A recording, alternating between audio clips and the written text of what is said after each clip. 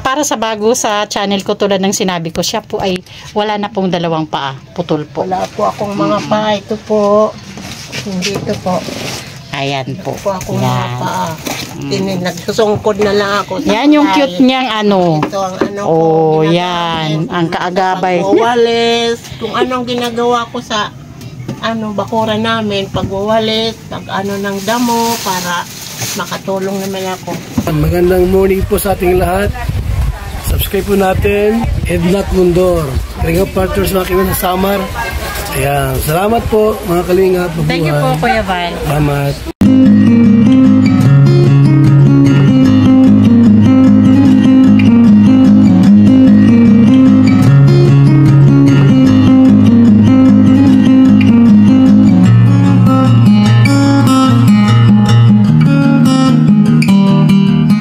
Good morning mga kanainays at mga kalinga partners. Syempre, ang inyong kanainays Edna po ay papunta po ng Rawis sa ngayon. Kasama ko po ang anak ko, ang bunso ko. Siya po yung driver ko ngayon. Kasi po, hindi ko po kasama ang team ko ngayon kasi pahinga po namin ngayon. Pero kinailangan kong mag-mission ngayon dahil mayroon pong pagmamahal na pinapahatid sa ating beneficiary ang isa nating butihing sponsor. Kaya po ako ngayon ay papunta ng Rawis. Samahan nyo kami mga kanainays. Malapit na tayo mga kanainays. Sana nga lang hindi kami abutan ng ulan.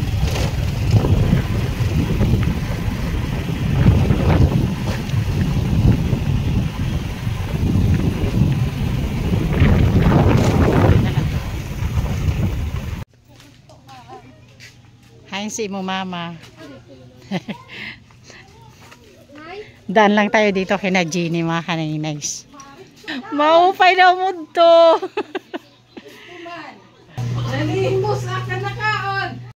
Sige man na Jubita, salamat. Next time na la kay pupunta ko kay Nanay Susima. Okay mga kanainays, andito na tayo kay Nanay Susima. Papunta na tayo kay Nanay Susima. Kasama ko mga kanainays ang aking bunso. Ayan, siya ngayon yung tagadala ng box para dito kay Nanay Susima. Samahan nyo kami mga kanainays. Mga kanainays, siguro familiar na kayo dyan sa kalamansi na yan. At syempre dito sa daan. Paalis ka? Paalis ka? Magandang hapon na Susima. Magandang hapon din. Isturbuhin kita ha? Isturbuhin kita. Asan si Tata Eduardo? Andun na ka nagpirikab. Nagbiyahe siya ngayon? Grabing init Halikan. Oo, pwede tayong pasok Nay. Grabe ang init. Ang cute ng ni Nay Susima mga kanainays. Ang cute ng tungkod niya.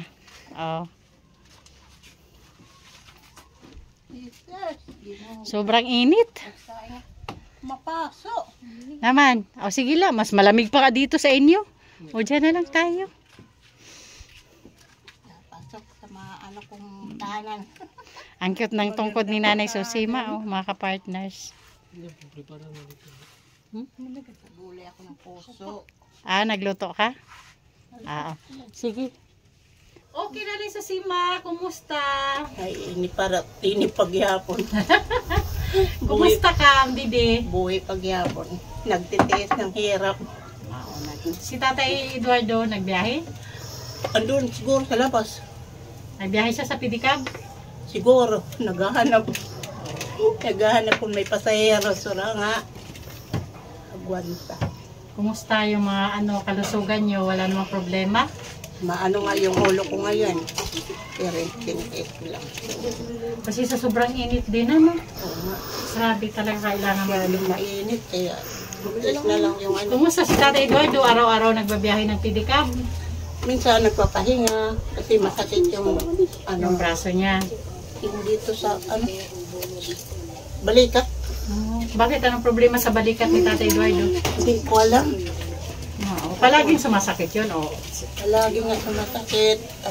Sabi, bakit kaya ganito yung ko, balikat, hindi na gumagaling. Para sa mga bagong mapapadaan sa channel ko, si Nanay Susima po ay yung dati ko pang beneficiary na putol po yung dalawang paa. Dalawang paa po, oo. Dahil po sa nangyari sa kanya, medyo matagal na din na panahon nung masagasaan ka ng train. Ano? 1979. Nanay Susima, nasagasaan Ito siya pa ng rin, train. buhay pa rin. So hanggang ngayon, andito pa rin sa awa ng Diyos. Pero yun nga lang, wala siya talagang dalawang paa. So ngayon, mga kanay-nays, mga ka-partners, kaya tayo nandito dahil may butihing sponsor na naman na nakapansin sa video natin kay Nanay Susima. Thank you muna ako sa sponsor na ito na talaga naman Nanay Susima, ang tagal na nung upload ko sa'yo pero talagang napansin niya. Kaya kagabi, nag-chat siya, nagpadala ng blessing sa'yo. Thank you so much, Sangkay Alit Lumagbas Bunyol.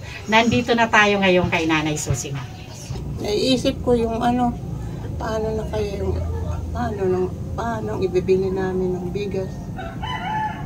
Yun ang nasa isip ko. Pero, pagdating ng oras, meron naman na ibibili. Kasi Yun yung meron sinasabi. Yun yung sinasabi na hindi tayo pinababayaan ng Diyos. Palaging may nakalaan para sa atin. Yun nga, diba? naiisip ko, hindi talaga nag-aano ang Diyos ang papabaya. So, paano yan, Nanay Susima, pag sobrang maulan na yung panahon? Kasi pag bare months na, araw-araw na talaga maulan, di ba? Kumusta ang biyahe ni Tata Eduardo sa Kidika? Mahina pa rin yung biyahe. Minsan, man siya, 40 piso. Anong nabibili ng 40 pesos, Nanay Susima? 1 kilong bigas. Tapos yung nasinyaran ng kuyog. Yung kuyog o yung Yun ang ulam namin kagabi. Mga kanay-nays, mga ka-partners, yung kuyog, kung iba ang pangalan sa inyo, dito sa amin kuyog, yung po yan, yung maliliit na isda na inano sa asin, di ba? Binabad sa asin. Oo. Yun ang ulam namin kagabi. Paano Nanay Susima pag dumadating sa point na talagang walang kita, walang biyahe, totally walang-wala, anong naiisip mo? Pag walang-wala na talaga, naisip ko na kahiga lang ako. Naisip ko yung sasayin namin mamaya, kaya bukas. Pero minsan talaga, Nanay Susima, umaabot talaga sa point na parang nawawalan ka ng pag-asa pag walang-wala talaga. Ano ko na lang ang Panginoon. Kahit wala nang ulam, basta ang bigas talaga, Ulam kami nyog. Paano? Nyug? Anong ginagawa niyo sa nyug? Kakayod. Tapos, Ay! Yung nyug talaga, yun yung inuulam nyo. Kinakayod nyo lang, tapos ulam nyo na. basta may asin. Nilalagyan na lang ng asin. Mga kanay-nays, ibig sabihin ni Nanay Susima, pag walang-wala talaga, yung inuulam nila, yung nyug, yung matured na nyug, di ba? Hindi yung, hindi yung tawag dito sa amin silot, yung young coconut, Kinakayod lang nila, tapos lagyan ng asin, yun na po yung ulam nila. Sa totoo lang mga kanay-nays, mga ka-partners, sa mga isolated areas po, hindi lang natin alam yun. Hanggat hindi ka napupunta sa pagcha-charity, hindi mo malalaman yung mga lugar na yun na ang dami talagang dumarana sa ganyang sitwasyon. Minsan yung totally yung iba, wala talagang makain. Gulay na puso. Ngayon nga puso ang ginulay ko. Pero masarap yan, Susima. Oo nga. Lalo na pag maraming pag kung mayroon akong gulay, yung gabi, yung talong 2 bunga, pinabaw ko sa sinain ko. Paano si Tata Eduardo pag nagkakasakit tapos hindi makapaghanap buhay? Yun ang problema. Malaking problema. Okay, Nanay Susima, may idea ka ba kung bakit ako nandito? Idea? Anong idea daw? Ano man sito? Wala. Alam mo kasi Nanay Susima, mula nung umalis yung bisita namin, may bisita kami, nandito ang ama ng Kalingap, ang founder ng Kalingap, si Kuya Val Santos Matubang. Mga kanay-nays, mga ka-partners, please support ng channel po ni Kuya Val Santos Matubang at syempre Ate Edna Vlogs, ang ina ng Kalingap. 1 week po sila nandito kaya sobra kaming nabisi. Wala po kaming mission ngayon. Pati kahapon, pahinga po ng team. Pero dahil po kagabi may magandang, may butihing sponsor tayo na nag-chat sa akin at nagpadala ng amount para sa'yo. Kaya kahit walang mission, pumunta ka agad ako dito ngayon para may ihatid ko sa'yo. Maraming salamat kung sa kuwan pa, Tagalog. Bisaya man nanood ako, salamat. Oo. Okay, hindi ko na patagalin Nanay Susima pakibukas Pim.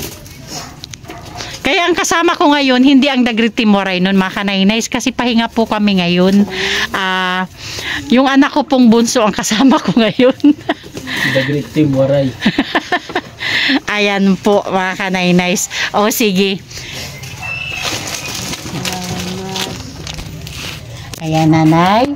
O, mayroon ka ditong biscuit, may dilapa ka, ayan. May palaman ka dito. Ito, nanay, ito si mga ano to, toothpaste, sabon panlabas, sabon pampaligo, at saka shampoo, kumpleto na yan. Ayan. At ito naman, may kape ka dito, may gatas, may kape, may biscuit. Ayan yung dilata mo. O. Anong masasabi mo, nanay, so si Makaisang kay Alit Lumagbas Bunyol? Maraming salamat sa inyong tulong. Pangailangan namin sa ganitong pagkain. Okay. Salamat niya dako. Salamat, maraming salamat niya pala. Oh. At hindi lang yan, Nanay Susima, hindi lang yan. Sangkay Alit, ito yung groceries ni Nanay Susima worth 1,100 pesos. 1,100. Nagtira po ako ng 500 para po, baka may kailangan pa silang bilhin na iba tulad ng di ba, gas sa pagluto, gumagamit kayo ng gas, Nanay Susima. At baka gusto nila mag-ulam ng isda. So, nag-iwan ako ng 500 para may pambili sila, Nanay Susima, kung ano pa yung kailangan nilang bilhin. Ito, Nanay Maraming Susima. salamat. Alit Lumagbas Bunyol. Kabag ako. Maraming salamat, Alit Lumagbas Bunyol. Maraming salamat sa bigay niyo, tulong niyo sa amin. Ito yung resibo, Nanay Susima. Maraming Sangkay Alit. salamat sa iyong dako. Maraming salamat sa malaking tulong niyo sa kahirapan namin. Sangkay Alit, andito na hatid na natin kay Nanay Susima. Yung mga ibang beneficiary natin na gusto mo pang pakatira ng pagmamahal, isusunod po natin yan sa mga mission natin. Naka-schedule na po. Inuna ko lang si Nanay Susima kahit pahinga kami ngayon kasi nataon na yung anak ko papunta dito sa Rawes. Maraming salamat sa tulong mo. Welcome, Nanay Susima. Ako niya pagpasalamat sa iyo. Maraming salamat sa tulong niyo na bigay ngayon. Meron kami may sa pangangailangan namin sa araw-araw. Mga kanaynays, andito na si Tata Eduardo. Kararating lang. Tata Eduardo, anong masasabi mo kay Ma'am Alit Lumagbas Bunyol? Salamat din sa niyong tulong sa amin. Kay good kami makore. Dara ko gud pasalamat sa Panginoon na may natugunan na namin pangailangan pati na sa imo. Welcome. Oo, welcome Nanay Susima. Diri sa imo. Diri na mo matatanggap sa pamamagitan mo. Salamat kami. Welcome. May palaman yan dyan, Nanay Susima. At least sa umaga, kung bili ka ng pandesal, may palaman kayo. Maraming salamat. Tulong na binigay. Hindi ko inaasahan ito. Kala ko hindi na kayo darating. Okay, Nanay Susima, Tay Eduardo, hindi na kami magtatagal, ha? Manginadaw, bakit? Doon na lang. May ulay akong puso. Ay, ang sarap. Sana. Next time na lang, Nay Susima, pag may oras pa kami. Ha? Dito ako manananghalian. Okay lang ba sa'yo, Nanay Susima, na hindi ko inubos sa grocery yung 1.5? Tinirhan kita ng 500? Okay lang po. Kanay-naid na. Oh, Dahil, bakit? itong tinira mo, para naman ito para sa kung hindi ko hinihingi yung masama, may madudukot akong pang bili ng Gamot. bigas. Oh, bigas, gamot. Naman hinahingi ng sakit, may madudukot akong pambili ng kung doon. Okay. Kailangan ko. Okay. Ma'am Alex, salamat. Ang Diyos nang bahala sa inyo. Maganti sa kabutihan na ginagawa niyo sa amin. May mga kapansanan o mahirap. Para sa bago sa channel ko, tulad ng sinabi ko, siya po ay wala na pong dalawang paa. Putol po. Wala po akong mga paa. Ito po. Hindi ito po. Ayan po. Wala po akong mga paa.